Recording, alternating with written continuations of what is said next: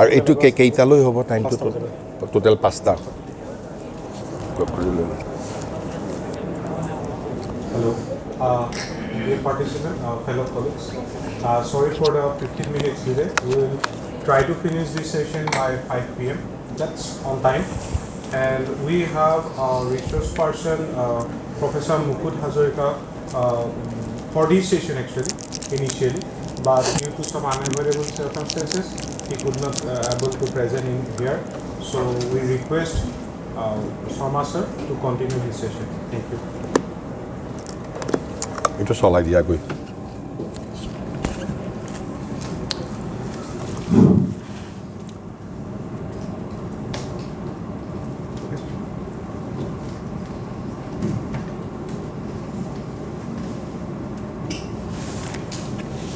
আমি এইটো সেশনত অলপমান ভাৰতৰ অতীতটো এটা ইন এ ডিফাৰেণ্ট ৱে এটা গ্লেন্স মানে খুব একেবাৰে অলপ কথাৰে অন্তত আমাৰ ভাৰতেনো অতীতত কি কৰিছিল প্ৰত্যেকটো যুগত কি কাম কৰিছিল যেনেকৈ বৰ্তমান যুগত যদি কোনোবাই সোধে বৰ্তমান যুগটোক পৃথিৱীৰ সভ্যতাত কি কৰিছিল যে কমাৰ্চিয়েলিজম ইজ দি হাৰ্ট অফ বৰ্তমান যুগৰ হাৰ্ট কি কমাৰ্চিয়েলিজম ইনফৰমেশ্যন টেকন'লজি ইত্যাদি ইত্যাদি তেনেকৈ প্ৰত্যেকটো যুগতে ভাৰতবৰ্ষই কি কৰিছে এতিয়ালৈ শ্ৰী অৰবিন্দই প্ৰথমতে whole Indian history he has divided into 3 A's and that 3 A's again he divided into 5 epochs তিনিটা এজেই সেই কথাখিনি ইলাবোৰেটলি এক্সপ্লেইন কৰোঁতে 5টা এজৰ কথা কৈছে তেওঁৰ প্ৰথমতে কৈছে যে her first period was luminous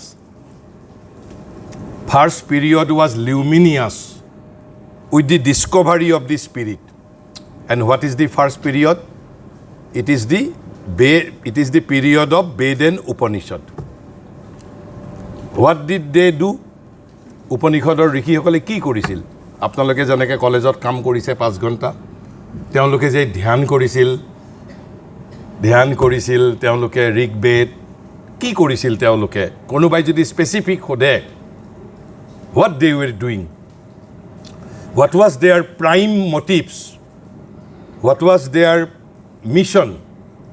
and what they could exactly achieve. Because her first period was luminous with the discovery of the spirit. As I said, the central idea of India, the existence of soul and spirit was discovered by them. গতিকে কোনোবাই যদি সোধে our first period was an age of spirit তাৰ পিছৰটো কৈছে কি কৈছে her second completed the discovery of the dharma but dharma here it is not referred to religion by dharma it referred to an age of action. And why the dharma word was used, it's a different issue. But the age of dharma buli nokoi ami age of action buliu kobo paru. Discovery of the dharma, it will be explained. And the third elaborate into detail the first simpler formation of the shastras. Because the third elaborate the first simpler formation of the shastras into detail. Orthat Ved aru Upanishadot jitu in a very precise principle format asil third estur those aphorisms had been elaborately explained. Heibabe koise her third elaborated into detail. Ved aru Upanishadot everything is in the seed form. বীজ আকাৰে আছে সেইবোৰক explain কৰি into detail যেহেতু আমাক detail লাগে খুঁটি নাতি সৰু সুৰা যিবোৰ কথা কিন্তু তাৰ পিছত শ্ৰী অৰবিন্দ আকৌ এটা কথা কৈছে আমি এই তিনিটা বুজিবৰ বাবে যদিও age of spirit age of dharma কি কৈছে এণ্ড দি এজ অফ শাস্ত্ৰ বুলি ক'ব পাৰোঁ আমি যদিও তিনিটা আমি এজ বুলি দেখাইছোঁ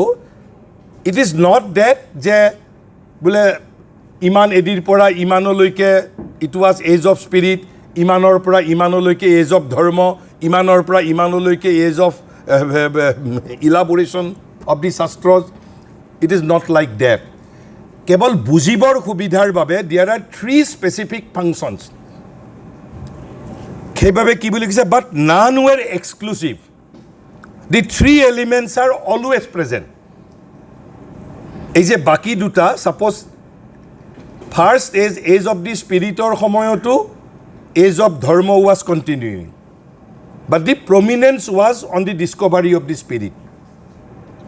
গতিকে তিনিটা এক্সক্লুচিভ নহয় কেৱল আমি বুজিবৰ সুবিধাৰ বাবে কি বুলি কৈছে ভাৰতৰ আদিযুগ উদ্ভাসিত অধ্যাত্মৰ আৱিষ্কাৰত আদিযুগ উদ্ভাসিত অধ্যাত্মৰ আৱিষ্কাৰত ডিস্কভাৰী অফ দি স্পিৰিট মধ্যযুগত সমাপ্ত হ'ল ধৰ্মৰ আৱিষ্কাৰ ধৰ্ম মানে not the dogmatic popular religion ধৰ্ম মানে কি আমি কম ইট ইজ একচুৱেলি এটা কৰ্মৰ যুগ এজ অফ একশ্যন আৰু কৈছে তৃতীয় তথা অন্তিম যুগত শাস্ত্ৰই গঢ়ি তুলিলে প্ৰয়োগৰ প্ৰাথমিক পুংখানুপুংখ আৰু বহল তথা জটিল বিধি বিধান তাৰমানে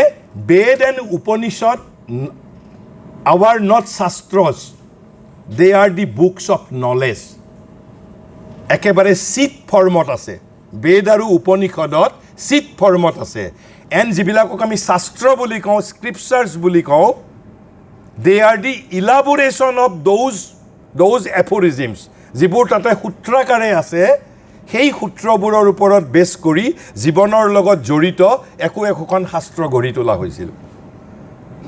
পপুলাৰলি যদি ক'বলৈ খোজোঁ ভাৰতবৰ্ষত আমাৰ সংস্কৃতৰ মানুহে জানিব আমি কিছুমানক শ্ৰুতি বুলি কওঁ আৰু কিছুমানক স্মৃতি বুলি কওঁ শ্ৰুতিবোৰ হ'ল ডাইৰেক্ট হিয়াৰিং এই যে বেদ আৰু উপনিষদবোৰক শ্ৰুতি বুলি কোৱা হয় শ্ৰুতি মিনছ হুইচ ইজ হাৰ্ড আমাৰ ঋষিসকলে এই মন্ত্ৰবোৰ শুনিছিল আকৌ দেখিছিল বুলিও কৈছিল কিয় তেওঁলোকক দ্ৰষ্টা বুলি কৈছিল seer SEER seer they could see the truth of the world truth of things সেইবাবে আমাৰ ভাৰতত ইভেন মই আজি নকওঁ এতিয়া there is a radical difference between the word darsana and the philosophy. Philosophy is not darsana and darsana is not philosophy. Darsana ভাৰতত যেতিয়া আমি ভাৰতীয় দৰ্শন বুলি কওঁ যদিও এতিয়া এইটোৰ ইংৰাজী ট্ৰান্সলেশ্যন ইণ্ডিয়ান ফিলচফি বুলি আমি কওঁ বাট সংস্কৃতৰ কিছুমান শব্দ আছে they are non translatable word there is no English equivalent to word Shraddha. There is no equivalent English word of Diksha. Dikha, Shraddha, Bhakti, devotion আছে কিন্তু শ্ৰদ্ধা শব্দটোৰ কোনো ইকুইভেলেণ্ট ৱৰ্ড ইংৰাজী ভাষাত নাই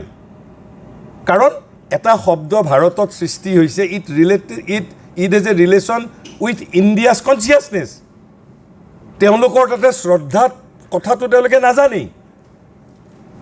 because respect is not shraddha is something different মই সেই বিষয়ে এতিয়া ক'বলৈ নাযাওঁ শ্ৰদ্ধা মানে ভক্তি মানে সন্মান কৰা আনুগত্য প্ৰকাশ কৰা these are all separate meaning তেনেকৈ দীক্ষা শব্দ শ্ৰদ্ধা শব্দ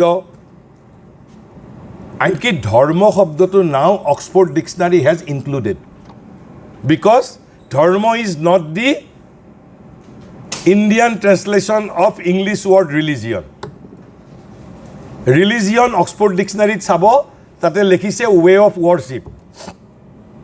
আর ধর্মর ক্ষেত্ৰত Oxford Dictionary লিখিছে ধৰ্ম শব্দ way of life. এটা ধৰ্ম ভাৰতত ধৰ্মৰ কনসেপ্ট কি সেইবিলাকে all these are part of Indian knowledge system. মইতো গোটেইবিলাক আৰু কভাৰ কৰিব নোৱাৰিম কিন্তু মোৰ যেটো গুৱাহাটী ইউনিভাৰ্সিটি লেকচাৰ সিৰিজত এই মোৰ 54 লেকচাৰ হৈ গ'ল বাকি 44টো যিমান পাৰো কভাৰ কৰিম গতিকে আমি প্ৰথম জানিব লাগিল যে ভাৰতৰ আদিযুগ উদ্ভাসিত অধ্যাত্মৰ আৱিষ্কাৰত মধ্যযুগত সমাপ্ত হ'ল ধৰ্মৰ আৱিষ্কাৰ আৰু তৃতীয় তথা অন্তিম যুগত শাস্ত্ৰই গঢ়ি তুলিলে প্ৰয়োগৰ প্ৰাথমিক পুংখানুপুংখ আৰু বহুল তথা জটিল বিধি বিধান এতিয়া আমি যে মনুস্মৃতি বুলি কওঁ মনুস্মৃতি not shruti monu সংহিতা is not shruti it is a shastra it is a scripture not the shruti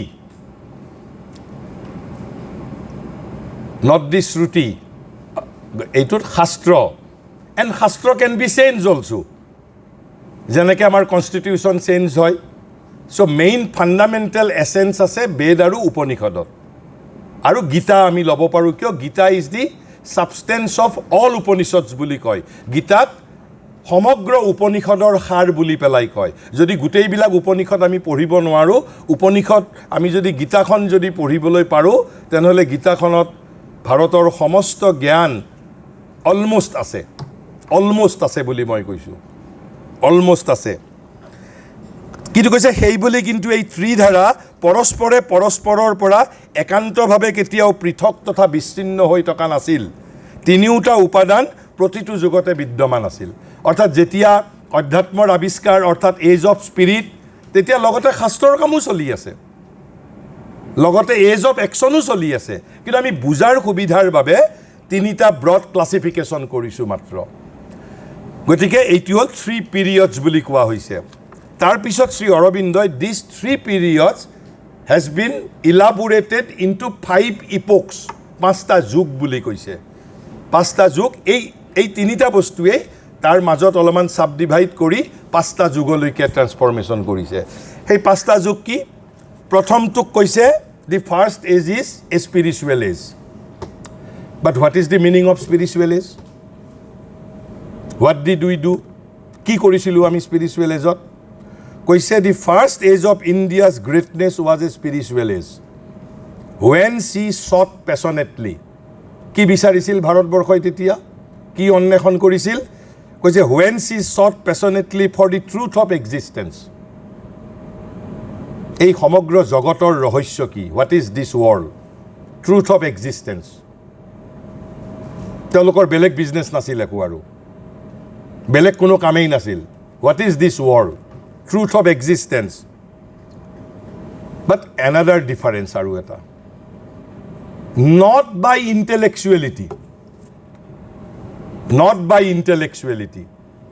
azikali amar jitu ami knowledge seek koru by intellectuality teoloke another instrument ব্যবহার কৰিছিল what was that instrumentality কৈছে they sought passionately for the truth of existence through the intuitive mind intuition not by intellectuality but by intuitive mind মানে কি অন্তৰ্দৃষ্টিৰ জৰিয়তে not by brain not by মেধা but by অন্তৰ্দৃষ্টি গতিকে দুটা কথা আমি পালো যে ফাৰ্স্ট এজ স্পিৰিচুৱেল এজ আৰু যদি আৰু স্পেসিফিক্যালি জানিব খোজো কোনটো এজক কৈছে আমি কি বুলি নাম দিব পাৰো তাক the age of Veda and Upanishads this is what is called spiritual age Veda আৰু উপনিষদৰ ঋষিয়ে কি কাৰ্য কৰিছিল অল লেবৰেটৰী যেনেকৈ আজিকালি ইউনিভাৰ্চিটি আছে তেওঁলোকে ট্ৰুথ অফ এক্সিষ্টেন্স এই জগত কি মানুহ কি মৃত্যু কি জীৱন কি they were preoccupied with all these things truth of the reality truth of the existence but not through intellectuality not through intelligence but through intuitive mind which now we have lost এই যে intuitive power যেটো অন্তৰ্দৃষ্টি আধুনিক যুগৰ মানুহে আমি হেৰুৱাই পেলাইছো বৰ্তমান সেইটোকে ৰিভাইভ কৰিব যদি আমি পাৰো miracle will happen অন্তৰ্দৃষ্টি এটা আপোনালোকে ক'ব পাৰে অন্তৰ্দৃষ্টি মানে কি মই এটা খুব সৰু এক্সাম্পল এটা দিছোঁ এই ৰুমটোৰ বাহিৰত যদি এতিয়া কোনোবা এজন মানুহ ভিতৰলৈ আহি আছে আপুনি মই কোনোবাই জানো গম পাম আমি গম নাপাওঁ কিন্তু যাৰ ঘৰত কুকুৰ আছে আপোনালোকে কওকচোন দুৱাৰ বন্ধ থকাৰ পিছতো তেওঁৰ প্ৰিয় মানুহজনে বাহিৰত গেট খোলাৰ লগে লগে আনকি গাড়ীৰ হৰণটোও কুকুৰটোৱে দুৱাৰ মোৰ ঘৰত এটা কুকুৰ আছে মোৰ ভতিজাটোৰ ইমান প্ৰিয় ভতিজাটোৱে গেটৰ বাহিৰত বহুত দূৰত থাকোঁতেই সি কি কয় গম পাই যায় কেনেকৈ গম পালে তাৰতো ইণ্টেলেকচুৱেলিটিও নাই একো নাই নে তাৰ অন্তৰ্দৃষ্টি আছে শ্ৰী অৰবিন্দই কৈছে পশুৰ ক্ষেত্ৰত যিটো আমি ইনষ্টিং বুলি কওঁ সেই ইনষ্টিংটো তাহাঁতৰ ক্ষেত্ৰত unconscious they are not aware of that faculty animals or dogs are not aware of that faculty though they are using as instinct আচ্ছা কেতিয়াবা আমাৰো মানুহৰ মাজত মাজে মাজে আপোনাক মনটোৱে কয়নে নকয় আজি সামথিং বেড উইল হেপেন কয়নে আৰু একজেক্টলি সেইটো হয়নে বাৰু কেনেকৈ গম পাইছে আপুনি তাৰ মানে কেতিয়াবা আমাৰ মাইণ্ডে ইনটিউটিভ মাইণ্ডৰ অলপ কেতিয়াবা ৰিফ্লেকশ্যন পাই যায় হঠাৎ তাৰ মানে এইটো প্ৰমাণ কি কৈছে এনিমেলৰ ক্ষেত্ৰত আমি যিটোক ইনষ্টিংটিভ পাৱাৰ বুলি কৈছোঁ সেইটোৱেই মানুহৰ ক্ষেত্ৰত when it will be developed consciously it will be called intuition so there is a possibility আৰু আমাৰ ঋষিসকলে তেতিয়া সেই পাৱাৰটো ফুল্লি ডেভেলপ কৰিছিল আৰু আধুনিক যুগত কোনে ডেভেলপ কৰিছিল one illiterate very powerfully and who was he the great Ramakrishna Paramahamsa ৰামকৃষ্ণই বেদ উপনিষদ একো পঢ়া নাছিল পঢ়িব নাজানিছিল হি ৱাজ টোটেলি ইলিটাৰেট তেওঁ লিখিবও নাজানিছিল ক'বও নাজানিছিল আনকি নিজৰ বাংলা ভাষাও তেওঁ ভালদৰে ক'ব নাজানিছিল কিন্তু যেতিয়া তেওঁৰ শিষ্য সাপোজ বিবেকানন্দ বা কোনোবা গুৰু ভাইৰ মাজত কিবা বেদ উপনিষদ ইত্যাদিৰ কথা লৈ পেলাই বাদানুবাদ হৈছে যেতিয়া শেষত গৈ পেলাই ৰামকৃষ্ণক সুধিছে ৰামকৃষ্ণই যেতিয়া বুজাই কৈ দিছে তেওঁলোকে যেতিয়া আহি বেদ উপনিষদত মেলি চাইছে একজেক্টলি সেইটো বস্তু পাইছে which we have lost but that can be revived and this is the agenda another secret agenda behind Indian knowledge system we want to revive that intuitive power personally মই AI কৈ artificial intelligence কৈ মোৰ ভিতৰৰ latent power develop কৰাটোৰ ওপৰত মই বেছি গুৰুত্ব দিওঁ আৰু আমাৰ বেদৰ সময়ত this is the sharp difference between today and the Vedic age the fact instrument was now intellectuality then intuitive mind and what was the mission truth of existence tar bisot koise through the intuitive mind and through an inner experience and interpretation inner experience antar anubhuti experience not by theory but by inner experience and interpretation both of the psychic and of the physical existence psychic শব্দটো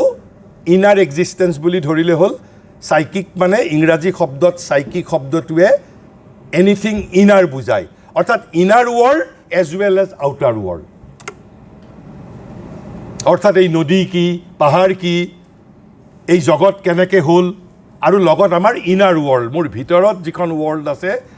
সেইখনকো Discover কৰিব যত্ন কৰিছিল আৰু as well as the external world সেইবাবে কৈছে psychic as well as the physical existence এইখিনিয়ে কাম আছিলে বেদ আৰু উপনিষদত হোল ট্ৰুথ অফ এক্সিষ্টেঞ্চৰ বিষয়ে তেওঁলোকে যিটো through intuitive mind through inner experience and interpretation গতিকে আমি যদি তাক যদি কওঁ ইয়াত 5টা পইণ্ট মনত ৰাখিব লাগিব a spiritual age seeking for the truth of existence instrument was intuitive mind another instrument was inner experience and interpretation and the truth of existence of what of inner world as well as external world and it is the age of Ved and Upanishads কৈছে এনে ধৰণৰে এটা বিশুদ্ধ অধ্যাত্ম যুগ ভাৰত গৰিমাৰ প্ৰথমটো যুগ আছিল ভাৰতে তেতিয়া নিবিড়ভাৱে আৰু একান্ত মনে জীৱনৰ সত্য সন্ধান কৰিছিল এক সাক্ষাৎ বুদ্ধি তথা অপৰোক্ষ দৃষ্টিৰ সহায়েৰে ইনটিউটিভ মাইণ্ডটোৱে কৈছে সাক্ষাৎ মানে ডাইৰেক্ট নলেজ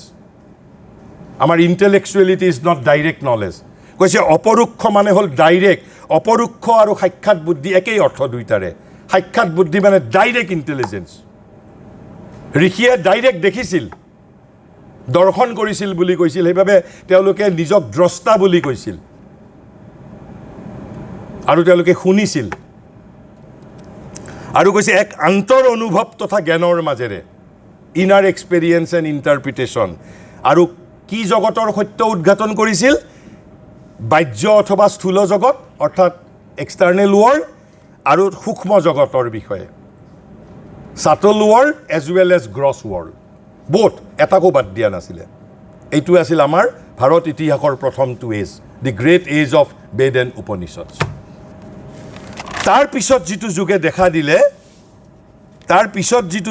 দিলে আৰু লগত এটা কথা মহাৰিষিয়ে কৈছে এই যুগটোৱে ভাৰতত যিটো চাপ বহুৱাই থৈ গৈছে সেই চাপ ভাৰতবৰ্ষৰ পৰৱৰ্তী যুগসমূহে কেতিয়াও মচি পেলাব পৰা নাই it was so' permanent Impress কেতিয়াবা অৱগুণ্ঠিত হৈ থাকিব পাৰে অলপ ঢাক খাই থাকিব পাৰে অধপতনৰ সময়ত কৈছে এই আৰম্ভণিয়ে ভাৰতৰ ওপৰত যি চাপ বহুৱাই থৈছে সেই চাপ ই কেতিয়াও মচি পেলোৱা নাই বৰং যুগৰ পাছত যুগব্যাপী অধ্যাত্ম জগতৰ নিত্য নতুন অনুভৱ আৰু আৱিষ্কাৰেৰে দেশৰ জীৱনধাৰাই সততে প্ৰতিটো পদক্ষেপতে তাক উপচিত তথা সমৃদ্ধ কৰিছিল উপচিত মানেও একেবাৰে উপচাই পেলাইছিল অৱনতিৰ যুগত আনকি কৈছে অধপতনৰ যুগতো কৈছে অৱনতিৰ যুগত ভাৰতে যেতিয়া সকলো হেৰুৱাই পেলাইছিল কৈছে আনকি তেতিয়াও ই এই বস্তুটো হেৰুৱাই পেলোৱা নাছিল এই যে ট্ৰুথ অফ এক্সিষ্টেন্স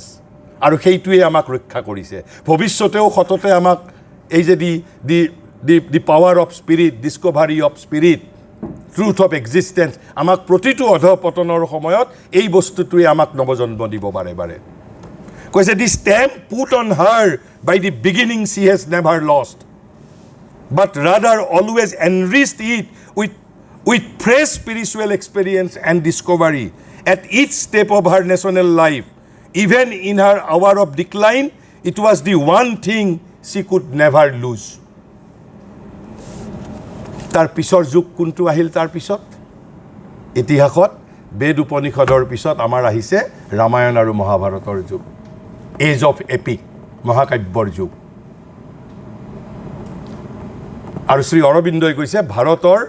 এই চাৰিখনেই তেওঁ ৱৰ্ড যিটো একজেক্ট ৱৰ্ড মই কৈছোঁ supreme production of the genius of India বুলি কৈছে supreme production for supreme production কৈছে যে the magnificent youth of India is represented by her four supreme production and what were those four supreme production number 1 Ved number 2 collectively all Upanishads and number 3 Ramayan number 4 Mahabharata these four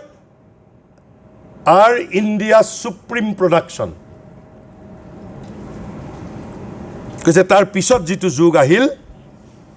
কৈছে পিছৰ যিটো যুগ আহিল এই যুগটোকে কৈছে age of dharma or you may interpret it as age of intellect after the age of intuition second age was the age of intellect Ramayana Mahabharata was never intuitive production Ramayana Mahabharata intellectual production like আমি এতিয়া যি ধৰণে কাম কৰিছোঁ গতিকে কৈছে কি but the spiritual tendency does not shoot upward only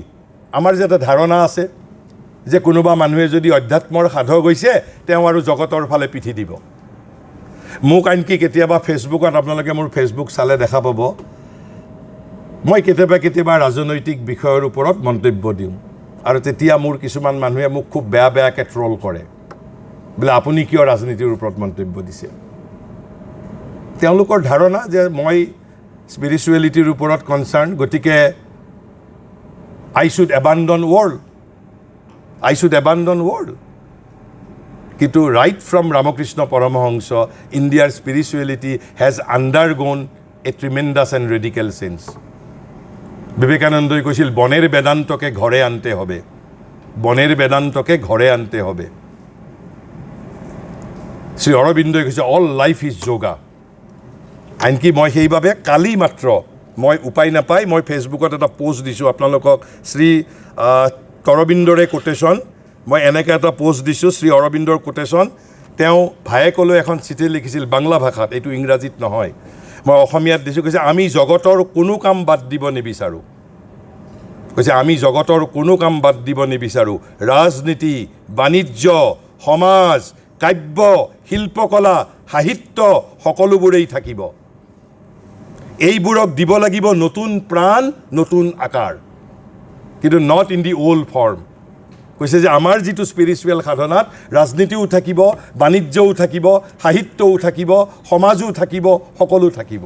but with a new vision গতিকে কৈছে যে সেইভাবে ইয়াত তেওঁ লিখিছে বাট দিছ spiritual tendency does not shoot upward only to the abstract মানে যিটোৰ কোনো অবজেক্টিভ নহয় দি হিডেন এণ্ড দি ইনটেঞ্জিবল যিটোক আমি হাতেৰে চুব নোৱাৰোঁ কৈছে it cast its rays downward and outward কৈছে বহিৰ্জগতত সি তাৰ ৰশ্মি বিকিৰণ কৰে এই যে অন্তৰত তেওঁ আপৱাৰ্ড এচেণ্ড কৰিছে সেই অন্তৰৰ ৰশ্মি বাহিৰৰ জগতত তেওঁ বিকিৰণ কৰিব কৈছে it cast its rays downward and outward to embrace the multiplicities of thought and the richness of life সেইবাবে বাৰে বাৰে কোৱা হৈছে ভাৰতীয় আধ্যাত্মিকতা জীৱনৰ লগত সম্বন্ধশূন্য আধ্যাত্মিকতা নহয় সেই ওপৰৰ পৰা লাইট আনিছে হোৱাই in order to enlighten the external world কৈছে যে সেই বুলি এই আধ্যাত্মিক প্ৰৱণতাই মাথো যে ঊৰ্ধ্বৰ অভিমুখে বস্তুক বিসৰ্জন দি কেৱল সূক্ষ্ম তত্ত্বৰ দিশে যি বস্তু গুপ্ত তথা যাক ধৰিব বা চুব নোৱাৰি কেৱল সেইফালেহে যে আৰোহণ কৰি ফুৰে এনে কথা নহয় এই আধ্যাত্মিকতাই নিম্নৰ ফালে আৰু বাহিৰত চৌপাশে আপোন জেউতি বিস্ফোৰিত কৰে বাহিৰতো আপোন জেউতি বিস্ফোৰিত কৰে চিন্তা জগতৰ সমগ্ৰ বহুল বৈচিত্ৰ্য তথা জীৱনৰ সমগ্ৰ বিপুল ঐশ্বৰ্যকো আলিংগন কৰে কৃষ্ণ যোদ্ধাও আছিল কৃষ্ণ প্ৰেমিকো আছিল কৃষ্ণ ৰজাও আছিল আনকি অৰ্জুনে যেতিয়া ভীষ্মক মাৰিব পৰা নাই কৃষ্ণই নিজৰ প্ৰতিজ্ঞা ভংগ কৰি সুদৰ্শন চক্ৰ লৈছিল ভীষ্মক বধ কৰাৰ বাবে কুৰুক্ষেত্ৰৰ মহানায়ক শ্ৰীকৃষ্ণ বৃন্দাবনৰো ৰাসলীলাৰ নায়ক শ্ৰীকৃষ্ণই ট্ৰু স্পিৰিচুৱেলিটি এবাণ্ডন্স নাথিং বাট ট্ৰেন্সফৰ্মছ এভৰিথিং আৰু সেইবাবে কৈছে after the age of the spirit এই যে আমি অধ্যাত্মক আৱিষ্কাৰ কৰিলোঁ সেই অধ্যাত্মক এতিয়া জগতৰ মাজত এপ্লাই কৰিব লাগিব হাউ কৈছে after the age of the spirit, the age of the dharma. That is to say, age of the action. কৈছে after the Ved and Upanishads, the heroic centuries of action and social formation. অৰ্থাৎ বেদ উপনিষদৰ পিছত ভাৰতৰ genius ব্যস্ত আছিল in the social formation and heroic centuries of action. Typical construction and thought and philosophy when the outward forms of Indian life and culture were fixed in their large lines and even their later developments were determined in the seed. কৈছে আত্মজ্ঞানৰ যুগৰ পাছত দেখা দিলে ধৰ্মৰ যুগে বেদ আৰু উপনিষদৰ পাছত কৰ্ম আৰু সৃষ্টিৰ যুগে ভাৰতে তেতিয়া বীৰ বিক্ৰমেৰে নিজৰ সমাজ প্ৰতিষ্ঠান চিন্তাৰ আয়তন নিজৰ দৰ্শনক গঢ়ি পিটি সেইবোৰৰ মূল ৰূপৰাজি গঢ়ি তুলিব ধৰিলে ভাৰতৰ জীৱনধাৰা তথা সংস্কৃতিৰ যিসমূহ বাহ্য কাঠাম সেইবোৰৰ স্থূল আকাৰৰাজি এই যুগতেই চিৰদিনলৈ নিৰ্ধাৰিত হ'ল আনকি ভৱিষ্যতে যিসমূহ নতুন সৃষ্টিয়ে দেখা দিব সেইবোৰৰো বীজ এই যুগতে ৰোপণ কৰা হ'ল অৰ্থাৎ এয়াই হ'ল ৰামায়ণ মহাভাৰতৰ যুগ অৰ্থাৎ জীৱনক গঢ়িবলৈ যত্ন কৰা হৈছিল এই যুগত গতিকে আপোনালোকে যদি খোজে যে what is the message of Veda and Upanishads to life তেতিয়াহ'লে আপুনি ৰামায়ণ মহাভাৰত পঢ়িব লাগিব Ramayana Mahabharata is the creative and intellectual interpretation of what is contained in Veda and Upanishads. Ramayana আপুনি যদি ভাৰতৰ সামাজিক দৰ্শন ভাৰতৰ ৰাষ্ট্ৰ দৰ্শন ভাৰতৰ জীৱন দৰ্শন ভাৰতৰ পৰিয়াল দৰ্শন অৰ্থাৎ এণ্টায়াৰ ছচিয়লজি অৰ্থাৎ after the discovery of the spirit it was the age of socialism আৰু তাৰ সমস্ত তথ্য ক'ত পাম সেইবাবে আমাৰ ৰামায়ণ মহাভাৰতক কি বুলি কোৱা হয় ইতিহাস বুলি কোৱা হয় হিষ্টৰিকেল এণ্ড লিজেণ্ডাৰী ট্ৰেডিশ্যন কৈছে ৰামায়ণ আৰু মহাভাৰতৰ ভিতৰত আপুনি বেদ আৰু উপনিষদৰ তত্ত্বই জীৱনৰ ক্ষেত্ৰত ইমপ্লিমেণ্ট কৰা হৈছে সেইকাৰণে ৰামায়ণ আৰু মহাভাৰত নট মিয়াৰ story telling it is the creative and intellectual interpretation of what is contained in Veda and Upanishad. So systematic. After the age of spirit, the age of action. Age of action. অর্থাৎ কি কৰিছিলোঁ তেতিয়া আমি কৈছে যে সেই অধ্যাত্মৰ আৱিষ্কাৰৰ ভিত্তিত আমি জীৱনক গঢ়ি তুলিছিলোঁ আৰু এইটোক এজ অফ বাই ইণ্টেলেকচুৱেলিটি তেতিয়া আৰু it was not the intuitive mind but by intellectuality কৈছে ভাৰত গৰিমাৰ যেতিয়া সুদীৰ্ঘ দ্বিতীয় যুগ তেতিয়া দেখা দিলে বিচাৰ বুদ্ধি নৈতিক আদৰ্শ আধ্যাত্মিক সত্যৰ দীপ্তিত জীৱনক গঢ়ি তুলিবলৈ তথা নিয়ন্ত্ৰিত কৰিবলৈ জ্ঞান প্ৰবুদ্ধ প্ৰচণ্ড কৰ্ম এখনা গতিকে এই যে আধ্যাত্মিক যেটো সত্য তাৰ ফুল ৰিফ্লেকশ্যন ক'ত পাম আমি ৰামায়ণ আৰু মহাভাৰতৰ কেনেকৈ আধ্যাত্মিক সত্যৰ দীপ্তিত জীৱনক গঢ়ি তুলিবলৈ যত্ন কৰা হৈছিল গতিকে প্ৰথমতে main concern was truth of existence inner and external world through intuitive mind second এজত কনচেনট্ৰেশ্যন কি life but life enlighten by the spiritual truth আৰু তাৰ হোৱাট ইজ ক্ৰিয়েটিভ এক্সপ্লেনেশ্যন ক'ত পাব ৰামায়ণ আৰু মহাভাৰতৰ মাজত পাম so Ramayana and Mahabharata are the ambassador of India are the creative and intellectual interpretation of what is contained in Veda and Upanishad Ramayana Mahabharata আমাৰ জীৱনৰ কাহিনী তাত এটা ষ্টৰী টেলিং এইটো এটা অৱলম্বন এটা আশ্ৰয় এটা ষ্টৰী টেলিঙৰ মাজেৰে তাত ৰাজনীতি আছে সমাজনীতি আছে অৰ্থনীতি আছে এথিকেলিটি আছে নীতিবোধ আছে তাৰ পিছৰ এজটো কি তাৰ পিছৰ এজটো কৈছে the great classical age of Sanskrit literature Sanskrit সাহিত্যৰ বিখ্যাত ধ্ৰুপদী যুগ তেতিয়া কি হ'ল তেতিয়া কি কৰিলোঁ আমি কৈছে first age of spirit instrumentality was intuitive mind second আধ্যাত্মিক সত্যৰ দীপ্তিত জীৱন আৰু সমাজক গঢ়ি তুলিবলৈ যত্ন কৰা হৈছে অৰ্থাৎ মহাকাব্যৰ যুগ সমাজ প্ৰতিষ্ঠানৰ যুগ and age of intellect Shri অৰবিন্দই কৈছে বাট ইণ্টেলেকচুৱেলিটি সেই সময়ত কিন্তু তেতিয়াও একেবাৰে পৰাকাষ্ঠা পোৱা নাছিল ইণ্টেলেকচুৱেলিটিয়ে কৈছে classical age of Sanskrit literature তেওঁ কি বুলি কৈছে এই সতেজ চিন্তাবৃত্তিৰ খেলাই অৰ্থাৎ এই দ্বিতীয় যুগৰ যেটো সতেজ চিন্তাবৃত্তিৰ খেলাই অৰ্থাৎ ইণ্টেলেকচুৱেলিটিৰ খেলাই কৈছে ক্ৰমশ যেতিয়া পাণ্ডিত্য সাহিত্য বিজ্ঞান শিল্পকলা সমাজনীতি ৰাজনীতি আদি প্ৰাকৃত জীৱনৰ সকলো বিষয়তে পুংখানুপুংখ তথা সূক্ষ্ম পৰিমাৰ্জন আৰু অনুসন্ধিৎসাৰে বিকশিত মঞ্জৰিত হৈ উঠিল তেতিয়াই এই যুগৰ পূৰ্ণ পৰিণতিয়ে দেখা দিলে আৰু এই পূৰ্ণ পৰিণতিটিকেই ব্ৰিটিছসকলেই কৈছে পাশ্চাত্যসকলেই কৈছে it is the great age of Sanskrit literature classical age of Sanskrit literature অৰ্থাৎ the age of Kalidasa Bhavabhuti Bhartrihari the age of Shankaracharya Madhavacharya how systematic first intuitive mind then intellectuality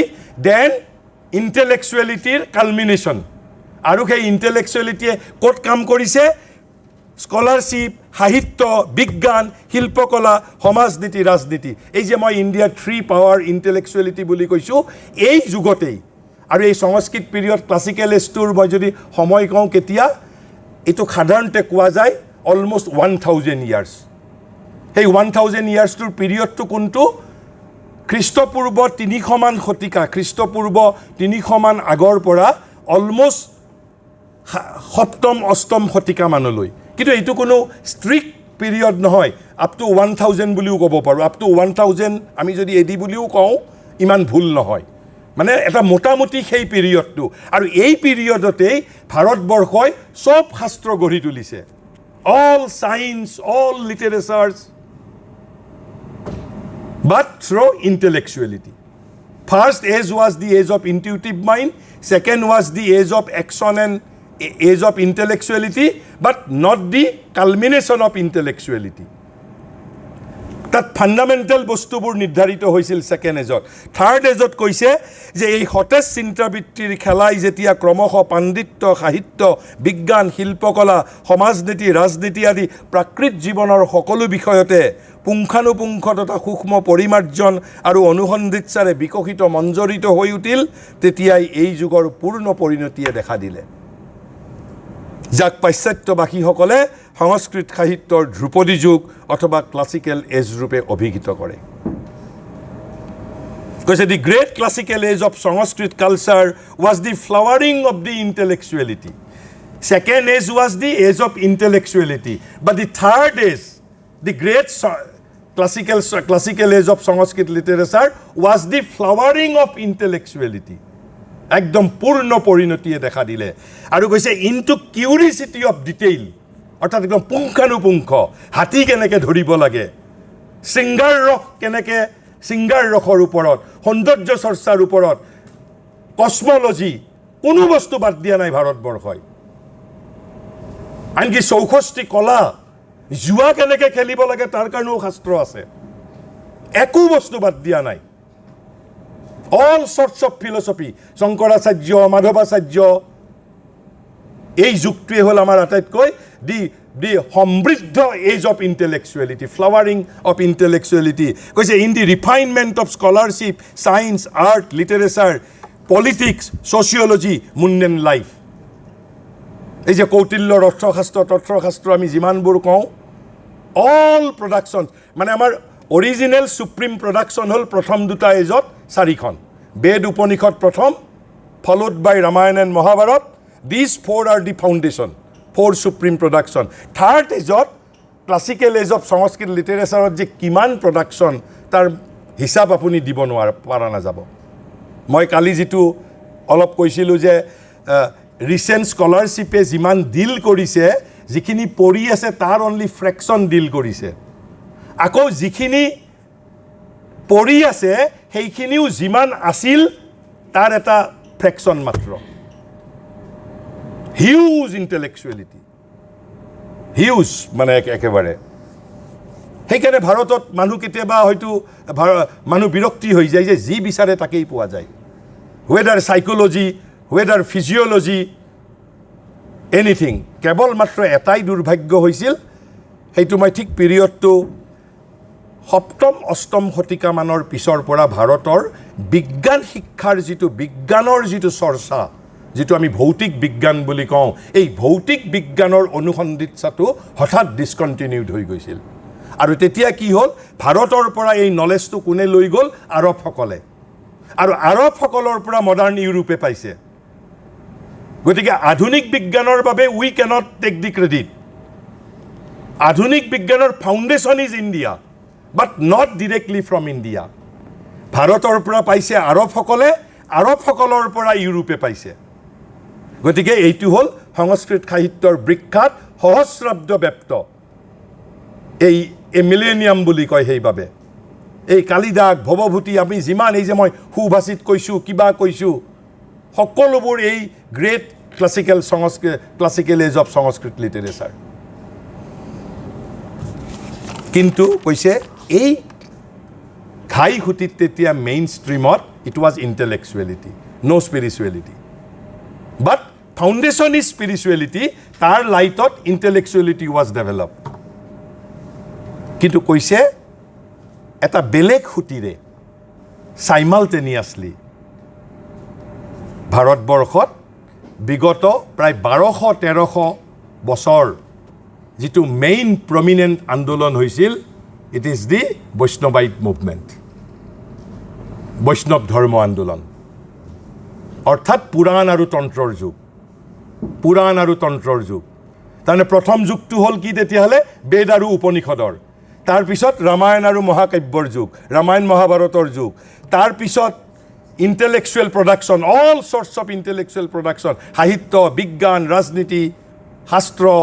স্ক্ৰিপচাৰ, আৰু সমান্তৰালকৈ but not in the main stream, অলপ এটা বেলেগ ধাৰাৰে, সুকীয়া ধাৰাৰে এই যে শংকৰাচাৰ্য, মাধৱাচাৰ্য, অল বৈষ্ণৱাইট মুভমেণ্টছ। কিন্তু এই বৈষ্ণৱাইট মুভমেণ্টছত কি কৰিছিলোঁ আমি? That is important. What was the mission? এই বৈষ্ণৱাইট মুভমেণ্টত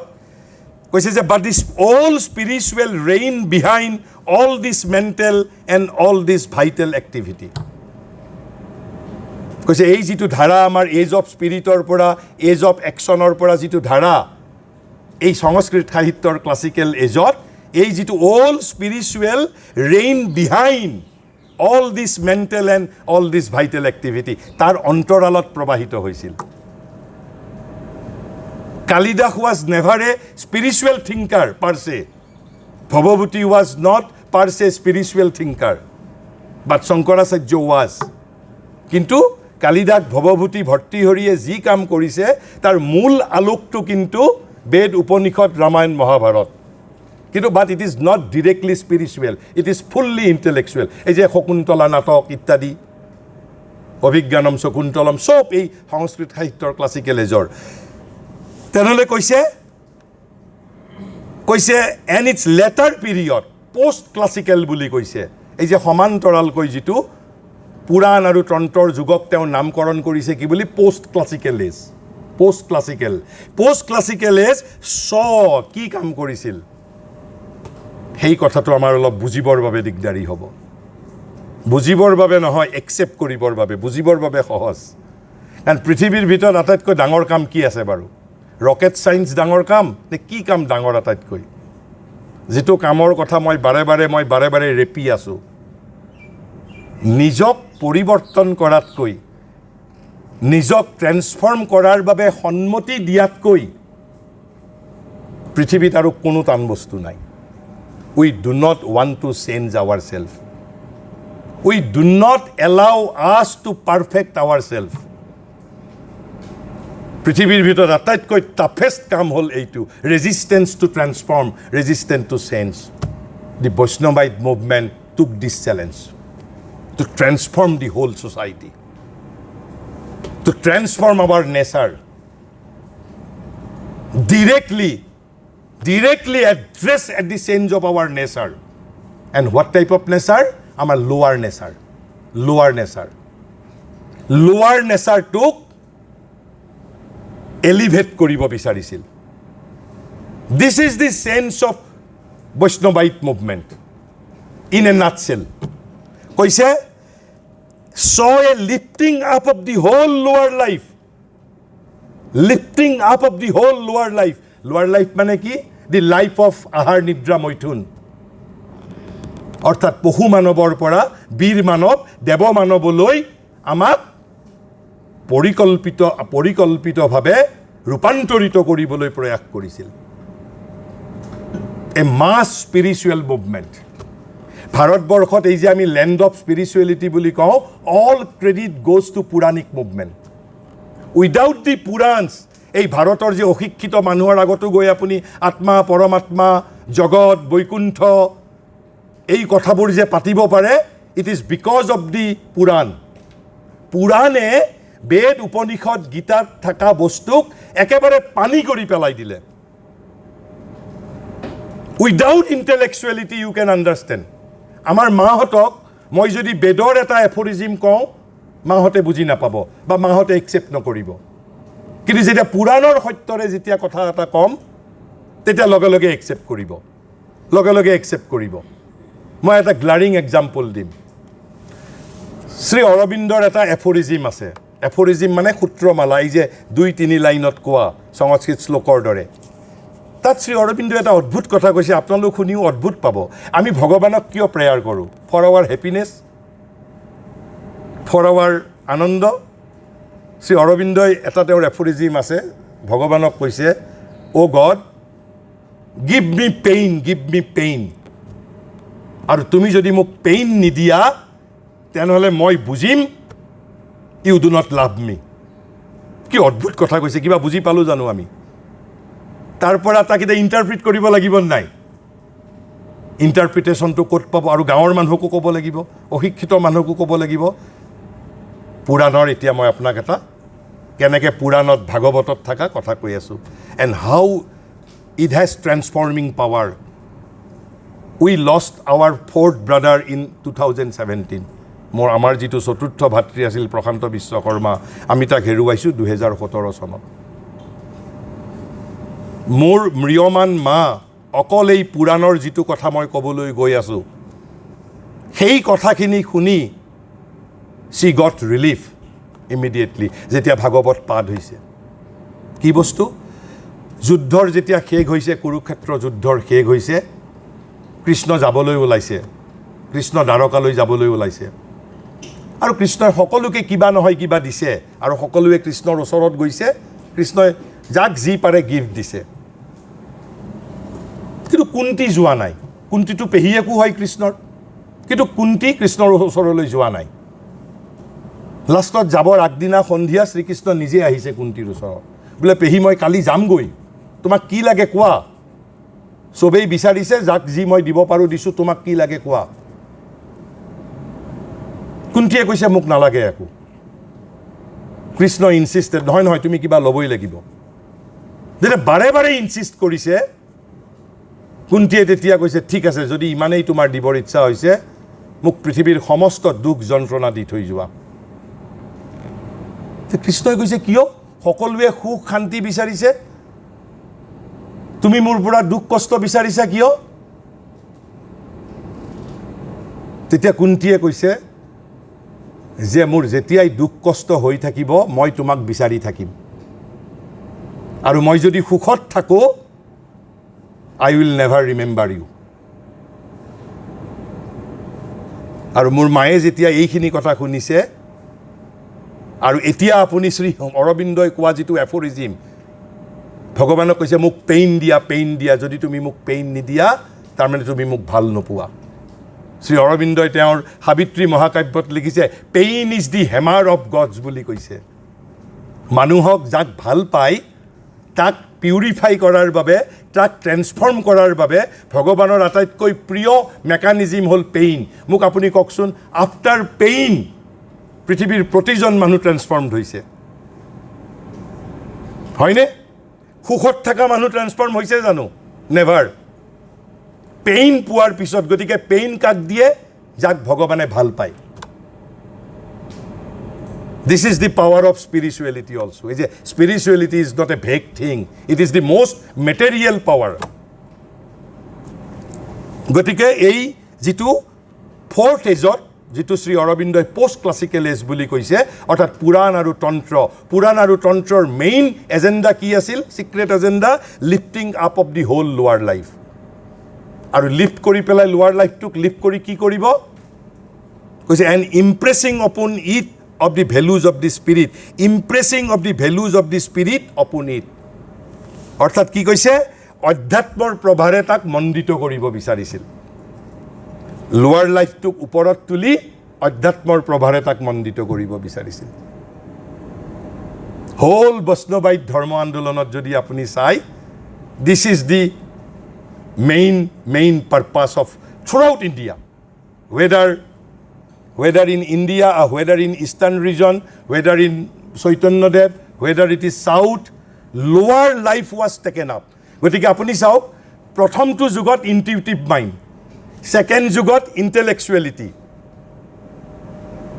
থাৰ্ড যুগত লোৱাৰ life was taken up gradual development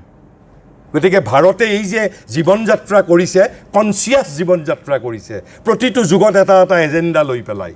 গতিকে কৈছে কিন্তু প্ৰাণ তথা মনৰ এই বিপুল ক্ৰিয়াশীলতাৰ অন্তৰালত অৰ্থাৎ classical age of Sanskrit literature প্ৰাণ তথা মনৰ এই বিপুল ক্ৰিয়াশীলতাৰ অন্তৰালত সততে সজীৱ হৈ আছিল ভাৰতৰ প্ৰাচীন অধ্যাত্মবোধ এই যুগৰ শেষৰ ফালে সেয়েহে আমি দেখিবলৈ পাওঁ অৰ্থাৎ পোষ্ট ক্লাছিকেল এজ কি দেখিবলৈ পাওঁ ভাৰতৰ সাধনাই সমগ্ৰ নিম্ন প্ৰকৃতিক ঊৰ্ধ্বমুখী কৰি তুলিবলৈ প্ৰয়াস কৰিছিল আৰু ঊৰ্ধ্বমুখী কৰি কি কৰিব খুজিছিল প্ৰয়াস কৰিছিল অধ্যাত্মৰ প্ৰভাৰে তাক মণ্ডিত কৰিবলৈ because original Upanishadic aim was কি অসতো মা সদ্গময় তমসো মা জ্যোতিৰ্গময় মৃত্যুৰ মা অমৃতম গময় transformation is the real agenda of human birth আমি পৃথিৱীত আহোঁ ৰূপান্তৰিত হ'বৰ বাবে biological birth is insufficient after biological birth we have to be reborn here again আৰু সেইবাবে জ্যোতিপ্ৰসাদে কৈছে ৰূপান্তৰেহে জগত ধুনীয়া কৰে এই মোৰ গায়ত্ৰী মন্ত্ৰ not by chemistry not by physics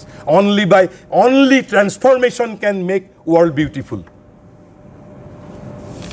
আৰু তাৰ পিছত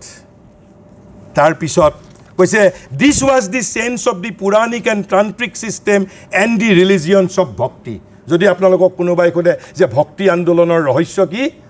দি গ্ৰেট ভক্তি আন্দোলন কৈছে পুৰাণ তথা তন্ত্ৰ আৰু ভক্তি মাৰ্গৰ সাধনাৰ এয়াই অৰ্থ আছিল লোৱাৰ লাইফ লোৱাৰ নেচাৰ নিম্ন জীৱন নিম্ন প্ৰকৃতিক ওপৰত উঠাবলৈ যত্ন কৰিছিল আজি যদি আমি মানুহ হৈছোঁ এই যে আমাৰ অল স্পিৰিচুৱেল ইভলিউশ্যনৰ কাৰণে নহ'লে এতিয়াও আমি কিজানি আফ্ৰিকাৰ মানুহৰ দৰে থৈ থাকিলোহেঁতেন এতিয়াও আৰু তাৰপিছত আমি শংকৰদেৱৰ পিৰিয়ডটোক কি বুলি কওঁ নৱবৈষ্ণৱ ধৰ্ম বুলি কওঁ তাৰমানে there has to be a difference between Vaishnava ধৰ্ম আন্দোলন এণ্ড দি নৱবৈষ্ণৱ ধৰ্ম আন্দোলন শ্ৰী অৰবিন্দই যেনিবা ইয়াত নামকৰণটো শ্লাইড বেলেগকৈ কৰিছে লেটাৰ বৈষ্ণৱিজিম প্ৰথমটো ক'লে কি age of spirit then age of dharma or age of intellect or age of action অৰ্থাৎ প্ৰথমটো বেদ উপনিষদৰ যুগ তাৰপিছত ৰামায়ণ মহাভাৰতৰ যুগ মহাকাব্যৰ যুগ এজ অফ এপিক আৰু তাৰ পিছৰ যুগটো কি আছিল সংস্কৃত সাহিত্যৰ ধ্ৰুপদী যুগ তাত কি আছিল ফ্লাৱাৰিং অফ দি ইণ্টেলেকচুৱেলিটি আৰু সাহিত্য শিল্প ৰাজনীতি বিজ্ঞান সকলোতে প্ৰবাহিত হৈছিল আৰু তাৰ পিছৰ যুগটোত কি আছিল পুৰাণ আৰু তন্ত্ৰ মিডিয়াম ৱাজ দি ভক্তি ধৰ্ম উদ্দেশ্য কি আছিল লোৱাৰ লাইফটোক এলিভেট কৰা আৰু এলিভেট কৰি ইমপ্ৰেছিং কি বুলি কৈছে impressing of the values of the spirit upon it impressing of the values of the spirit অধ্যাত্মৰ প্ৰভাৰে তাক মণ্ডিত কৰিবলৈ যত্ন কৰিছিল তেনেহ'লে what was the necessity of Navavaishnava dharma নৱবৈষ্ণৱ ধৰ্মৰ কি প্ৰয়োজন আছিল বৈষ্ণৱ ধৰ্ম আন্দোলনটোকেতো কণ্টিনিউ কৰিব পাৰিলেহেঁতেন কিয় কণ্টিনিউ কৰা নাই আৰু শ্ৰী অৰবিন্দই কৈছে this later Vaishnavism is the last fine flower of Indian spirit যিটো অতীত ভাৰতৰ যিটো সাধনা কৰিছিল কৈছে নৱবৈষ্ণৱ ধৰ্মৰ আন্দোলনেই বা শ্ৰী অৰবিন্দই কৈছে উত্তৰকালৰ বৈষ্ণৱ সাধনা বা লেটাৰ বৈষ্ণৱিজিম যি বুলি কয় আপুনি কৈছে যে last fine flower of the Indian spirit Bharat প্ৰতিভাৰ অন্তিম দীপ্তি বুলি কৈছে তাৰপিছতেই আমি ব্ৰিটিছৰ গ্ৰাসত পৰিছোঁ আপুনি মন কৰক শংকৰদেৱ তেওঁলোকৰ পিৰিয়ড আছিল middle 15th century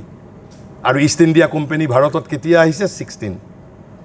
last 1000 ইয়াৰ্ছত right from মুছলিম এগ্ৰেছন 700 খ্ৰীষ্টাব্দৰ পৰা ভাৰতত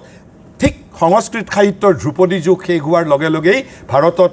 বৈদেশিক আক্ৰমণ আৰম্ভ হৈছে for a long 500 years India heroically resisted কিন্তু eventually India has been defeated আৰু এই ডিফিটৰ সময়ত ভাৰতবৰ্ষক ৰক্ষা কৰিছিল কেৱল বৈষ্ণৱ ধৰ্ম আন্দোলনে যদি বৈষ্ণৱ ধৰ্ম আন্দোলন পুৰাণ আৰু তন্ত্ৰসমূহ যদি ৰচিত নহ'লহেঁতেন আমি তেতিয়াই সমগ্ৰ যেনেকৈ আজি এখন ভাৰতবৰ্ষৰ পৰা দুখন ইছলামিক কাণ্ট্ৰি জন্ম হৈছে ভাৰতবৰ্ষৰ এয়াও কেতিয়াবাই ইছলামাইজেশ্যন ৰেডিকেলাইজেশ্যন উড হেভ বিন কমপ্লিট বাট ভক্তি আন্দোলন saved us. All credit goes to ভক্তি আন্দোলন whether it is Shankardev, whether it is Chaitanya, whether it is Nanak, গোটেই সমগ্ৰ ভাৰতবৰ্ষতে একে সময়তে কিন্তু what was the spirit behind this letter Vaishnavism কি কৰিছিল ভৰ্তৃহৰিৰ এটা শ্লোক আছে সম্ভৱতঃ 29 নম্বৰ শ্লোক নেকি নে 11 নম্বৰ শ্লোক মই পাহৰিছোঁ সাহিত্য সংগীত আৰু কলাৰ সিগনিফিকেন্স তেওঁ কৈছে আৰু ইমান হিউম্যানিটিক কটাক্ষ কৰিছে নহয় ইমান লাজ দিছে আৰু আমি এইবিলাক আজি অলপ আগতে মই এই আমাৰ ভৰদাজৰ লগত কৈছিলোঁ যে আমি প্ৰথম 20টা মান গতিকে এইটো মোষ্ট প্ৰবেবলি এই 11 নম্বৰ হ'ব আমি 9-10ত সংস্কৃত আমাৰ আছিল তেতিয়াই পঢ়িছিলোঁ আজিকালি কি জানি 9-10ৰ সংস্কৃতৰো পাৰ্ট নহয় সেইবিলাক সেই সুভাষিতটো কি আছিলে কৈছিল সাহিত্য সংগীত কলা বিহীন সাক্ষাৎ পশু পুষ্য বিছানহীন কৈছে যিজনৰ সাহিত্য সংগীত আৰু কলাৰ প্ৰতি ৰুচি নাই তেওঁ কি বুলি কৈছে জানেনে কৈছে সাহিত্য সংগীত কলা বিহীন সাক্ষাৎ পশু পুষ্য বিছানহীন কৈছে শিং আৰু নেজ নোহোৱা পশু এইবোৰ যাৰ সাহিত্য কলা আৰু কাব্য তাৰ অৰ্থ এইটো নহয় যে I have to be Bhupen Hazarika I have to be Jyotiprasad I have to be Satyajit Ray I have to be Leonardo da Vinci, but I have to be the creative, appreciative aesthetic. মোৰ মাজত ৰকবোধ বিকশিত হ'ব লাগিব যিটো নন্দন তত্ত্ব বুলি যিটো আমি কওঁ সৌন্দৰ্যবোধ ৰকবোধ সেই ৰকবোধটো বিকশিত হ'ব লাগিব আৰু তাৰ পিছৰ দুই শাৰীটো ভৰ্তৃহৰিয়ে মানৱ জাতিক যিটো কটাক্ষ কৰিছে কি কৈছে তৃণং ন খাদনপি জীৱ মানৱ কৈছে যে এই জীৱিত পশু অৰ্থাৎ সাহিত্য সংগীত কাব্যৰ ৰুচি নোহোৱা এই পশুবিধে কৈছে ঘাঁহ নাখায়ো জীয়াই থাকে তৃণং ন খাদনপি জীৱ মানৱ আৰু কৈছে তৎ ভাগধয়ং পৰমং পশুনাং বুলি কৈছে আৰু সেইটো আচল পশুবিলাকৰ বাবে পৰম ভাগ্যৰ কথা হয়নে নহয় যদি এই পশুবিলাকে যদি ঘাঁহ খালেহেঁতেন আসল পশুলৈ আৰু ঘাঁহ নাথাকিলেহেঁতেন সেইবাবে ভৰ্তৃহৰিয়ে কি কৈছে তৃণং ন খাদনপি জীৱ মানৱ তৎ ভাগধয়ং পৰমং পশুনাম ইয়াতকৈ আৰু মানৱ জাতিক লাজ দিব লাগে আৰু সেইবাবে আমাৰ ইয়াত ৰূপকোঁৱৰে কি গাইছিল সুন্দৰে যে ফুলাৰ মন্ত্ৰ অহোৰাত্ৰ মাতে হে ইমান ফুল প্ৰভাতে প্ৰভাতে আপুনি আজিৰ পৰা 1200-1300 বছৰ আগত দি শ্ৰী অৰবিন্দই এনেই লেখা নাই ফ্লাৱাৰিং অফ দি ইণ্টেলেকচুৱেলিটি এই কথা আৰু পৃথিৱীৰ কোনেও ৰিজেক্ট কৰা নাই এতিয়ালৈকে নোবডি হেজ ক্ৰিটিচাইজ ভৰ্তৃহৰি কিন্তু এই ৰকবোধ বিকশিত কৰিব লাগিব নাই আমাৰ মাজত ৰকবোধটো কোনোবাই বিকশিত কৰিব লাগিব নাই এই নৱবৈষ্ণৱ ধৰ্ম আন্দোলনৰ মূল লক্ষ্য আছিল আমাৰ ৰকবোধৰ purification This is the sense behind Borgeet Bhaona Sattriya নৃত্য আমাৰ ৰুচিবোধ সলনি কৰা and how scientifically India মানৱ জীৱনৰ লগত জড়িত এটা এছপেক্টত এটা যুগত লৈছে গতিকে কৈছে কি letter বৈষ্ণৱিজম the last fine flower of the Indian spirit was in its essence the taking up of the aesthetic emotional and the sensuous being কৈছে আমাৰ যিটো আবেগিক সত্তা আছিল ৰকবোধ আছিল ইন্দ্ৰিয় জীৱন আছিল এই জীৱনটোক টেকিং আপ কৰিছিল কৰি কি কৰিছিল sensuous being into the service of spiritual আৰু এইবোৰক অধ্যাত্মৰ সেৱাত চাকৰ খালাই দিছিল into the service of spiritual আৰু যদি আমাৰ মাজত বৰগীত নাথাকিলেতেন আমি আজিকালি আধুনিক যুগত সেইভাবে কি হৈছে বৰগীত এটা শুনিলে যেনেকৈ মই পিউৰিফাইড হওঁ আমাৰ ৰুচিবোধ আজিকালি নাই কাৰণ যেহেতু আমি সাহিত্য সংগীত কলা বিহীন হৈছোঁ এতিয়া আমি শিল্প কেৱল বিনোদনৰ লক্ষ্যৰে আমি জপিয়াই ৰাতি 3টা বজালৈ কোনোবা হাৰ্টথৰবৰ গান শুনো আমি বৰগীত নুশুনো কাৰণ উই হেভ লষ্ট দি ৰুচিবোধ এতিয়া আমি সাহিত্য সংগীত কলা বিহীন আৰু সেইবাবে শংকৰদেৱ এই নৱবৈষ্ণৱ ধৰ্মই জানি বুজি দিছ ইজ দি চেঞ্জ বিহাইণ্ড শংকৰদেৱে যে ভাওনা ভাওনা বৰগীত সত্ৰীয়া নৃত্য আৰু এইটো অকল সেই সময়ত অকল it was not peculiar to Sankardev only আপুনি যদি কেৰালাত যায় কুচিপুড়ি নৃত্য সকলোতে থ্ৰ' এস্থেটিক্স পুৰাণ আৰু তন্ত্ৰত থ্ৰ' ভক্তি দি ইনষ্ট্ৰুমেণ্ট ৱাজ ভক্তি ইণ্টেলেকচুৱেলিটিৰ এজত পাৱাৰ অফ মাইণ্ড আৰু এট দি এজ অফ স্পিৰিটত ইনটিউটিভ মাইণ্ড গতিকে মূলত শ্ৰী অৰবিন্দই কৈছে এই 5টা যুগ ভাৰতবৰ্ষত একেবাৰে ৰাইট ফ্ৰম দি বৈদিক এৰা এই 5টা যুগ the age of spirit or the age of Veda and Upanishad second age of dharma or the age of action or the age of intellectuality or the age of epics that is to say age of Mahabharata and Ramayana তাৰপিছত flowering of the intellectuality age of classical age of Sanskrit literature and in the later classical age অৰ্থাৎ classical যুগৰ শেষৰ ফালে সমান্তৰালকৈ বেলেগ এটা ঘাই খুঁটিৰে it was দি ভক্তি movement means the movement of Puran and Tantra. And what was the agenda? Agenda was the lifting up of the lower life.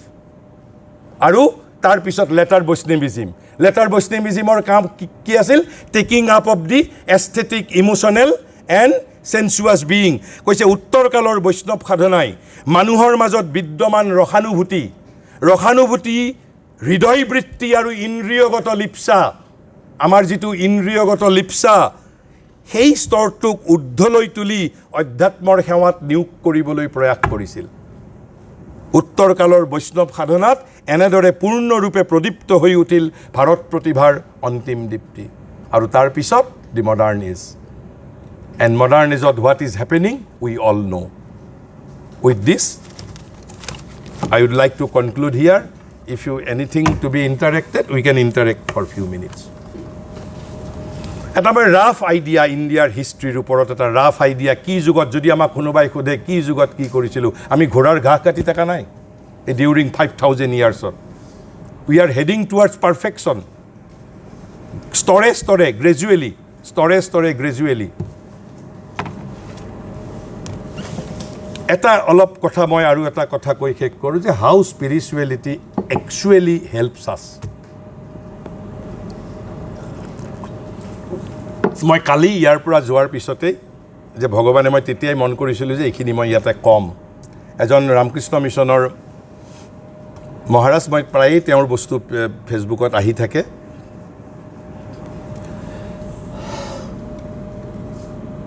এবাৰ এজন ভিক্ষুৱে বুদ্ধদেৱক হেনো সুধিছিল এটা প্ৰশ্ন যে আপুনি এই আপোনাৰ ধুনীয়া পত্নী ৰাজভোগ ৰাজক্ষমতা এইবোৰ বাদ দি পেলাই কিয় গুচি আহিল বুদ্ধই কৈছে মই দুখৰ পৰা নিবৃত্তি পাবৰ বাবে তেতিয়া সুধিছে দুখ কিহৰ পৰা হয় কৈছে জৰা ব্যাধি মৃত্যু কৈছে জৰা মানে হ'ল অল্ড এজ ব্যাধি মানেতো বেমাৰ আৰু মৃত্যু মানে মৃত্যু এই তিনিটাই যে আমাৰ অল্ড এজ আহে আমাৰ ৰোগ হয় আৰু আমাৰ মৃত্যু হয় মৃত্যুত বাৰু মৃতকজনে কষ্ট নাপায় আনে কষ্ট পায় মুঠৰ ওপৰত দুখৰ চ'ৰ্চ বুদ্ধই কৈছে যে জৰা ব্যাধি মৃত্যু তেতিয়া ভিক্ষুজনে সুধিছে যে আপুনি জানো দুখক অতিক্ৰম কৰিলে বোলে য়েছ বোলে ক'ত আপুনিতো জৰাৰ পৰা মুক্তি পোৱা নাই আপুনিতো ব্যাধিৰ পৰা মুক্তি পোৱা নাই আপুনিতো মৃত্যুৰ পৰা মুক্তি পোৱা নাই পৃথিৱীত কোনজন অধ্যাত্মৰ ব্যক্তি এতিয়ালৈকে মৃত্যুৰ পৰা ৰক্ষা পাইছে জৰাৰ পৰা ৰক্ষা পাইছে কোনজনে ব্যাধিৰ পৰা মুক্তি পাইছে ৰামকৃষ্ণৰ শেষত গৈ he was suffering from cancer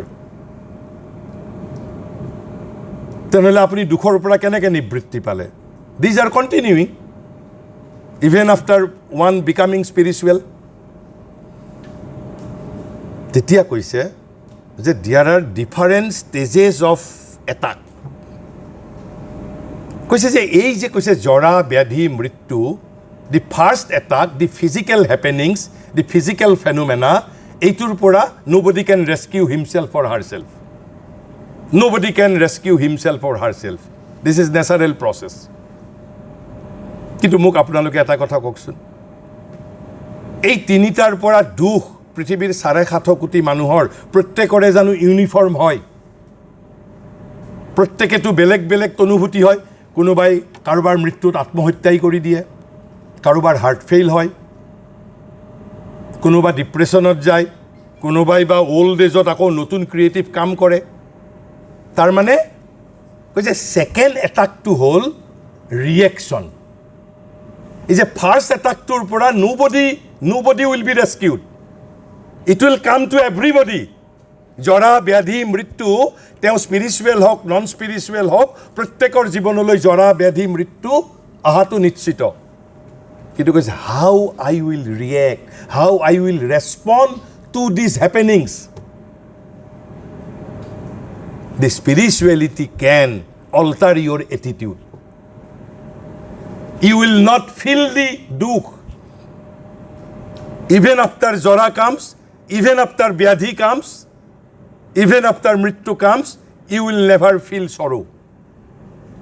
So spirituality helps in the second stage. First stage to spirituality cannot eradicate. Because Jora, Vyadhi, Mrityur pora আমাক স্পিৰিচুৱেলিটিয়ে ৰক্ষা কৰিব নোৱাৰে।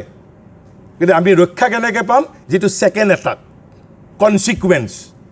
কনচিকুৱেঞ্চটোৰ পৰা spirituality proper spiritual attitude will rescue me. আৰু আমি unconsciously consciously we are all spiritual sadhak. কিছুমানে কনচিয়াছলি সাধনা কৰিছে, কিছুমানে আনকনচিয়াছলি কৰিছে, কিছুমানে কম পৰিমাণে, কিছুমানে বেছি পৰিমাণে। সেইবাবে আমাৰ প্ৰত্যেকৰে level and nature of response varies. পৰীক্ষাত কোনোবাই ফেইল কৰিছে, হাজাৰ হাজাৰ লাখ লাখ মানুহে ফেইল কৰে। প্ৰত্যেকজন ফেইল কৰা মানুহৰ জানো ৰেছপন্স চিমিলাৰ নহয়? আমাৰ এটিটিউড, আমাৰ ৰেছপন্স আমাক চেঞ্জ কৰিব পাৰে। মই কেৱল এটা ধাৰণা দিছোঁ যে how spiritual can help us practically. কিন্তু having said all this things, Shri অৰবিন্দই কিন্তু ফৰকাষ্ট কৰি গৈছে যে a day will come in the world, even physical জৰা ব্যাধি মৃত্যুৰ পৰাও হিউমেনিটি উইল বি ৰেস্কিউড। কিন্তু এইটোত বহু দিন আছে আৰু সুদূৰ পৰাহত কৈছে যে এই জৰা ব্যাধি মৃত্যুৰ পৰাও মানুহে এদিন যেনেকৈ স্বৰ্গলোকত আমাৰ দেৱতাসকলৰ জৰা নাই, ব্যাধি নাই, মৃত্যু নাই, কৈছে হিউমেনিটিও যে even physical immortality, now we are spiritually immortal. My Atma is immortal, but I am physically mortal. কৈছে one day will come when কৈছে ইভলিউশ্যনৰ যেতিয়া আমি কৈছে যদি ইনাৰ্ট মেটাৰৰ পৰা যদি প্লেন কুড ইভলভ,